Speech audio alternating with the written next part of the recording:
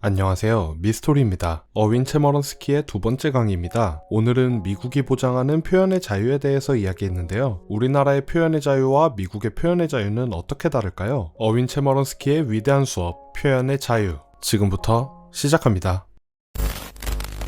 이야기에 앞서 수정헌법 제1조 전문을 살펴볼까요? 의회는 종교를 만들거나 자유로운 종교활동을 금지하거나 발언의 자유를 저해하거나 출판의 자유, 평화로운 집회의 권리, 그리고 정부에 탄원할 수 있는 권리를 제한하는 어떠한 법률도 만들 수 없다. 여기서 주어는 의회이지만 헌법은 의회의 권한만을 제한한 것이 아닙니다. 대법원 판결에 의하면 대통령이나 주정부 모두 표현의 자유를 침해할 수 없죠. 수정헌법 제1조에서는 이것이 절대적인 것으로 표현되어 있지만 법원은 표현의 자유를 침해하는 것을 절대적 금지로 해석하지는 않습니다. 절대적 금지란 현실적으로 불가능하죠. 예를 들어 법원에서 선서를 한 사람이 위증을 하거나 지위나 물리력으로 협박을 하는 경우 이것을 표현의 자유에 따른 단순한 의사표현으로 볼 수는 없습니다. 미 연방 대법원은 정부가 특정 상황에서 의사표현을 규제할 수 있다고 여러 번 밝혔죠. 미국 내 표현의 자유에는 세 가지 원칙이 있는데요. 첫 번째는 모든 생각과 의견을 표현할 수 있다는 것입니다. 수정헌법 제1조에 따르면 어떠한 모욕적인 생각이나 견해도 표현할 수 있죠. 대법원은 메시지가 심하게 모욕적이라고 해도 수정헌법 제1조에 따라 표현의 자유가 보장되어야 한다고 밝힌 바 있습니다. 두 번째는 표현의 자유가 절대적이지는 않다는 것입니다. 표현의 자유가 있다고 해서 모든 표현이 법의 보장을 받는 것은 아닙니다. 여기에는 세 가지 유형이 있는데요. 우선 불법 행위를 선동하는 경우에는 법의 보장을 받을 수 없습니다. 대법원은 불법 행위가 일어날 가능성이 임박하고 그것을 부추길 의도가 있다면 선동 표현을 한 사람을 처벌할 수 있다고 판결했습니다. 예를 들어 성난 시위대를 부추겨 기물을 파손하게 한다거나 폭력 행위로 이어지게 선동한다면 말만 한 사람도 처벌받는 것이죠. 그리고 진정한 위협을 가했을 때도 역시 법의 보장을 받을 수 없습니다. 진정한 위협은 대법원이 직접 사용한 표현인데요.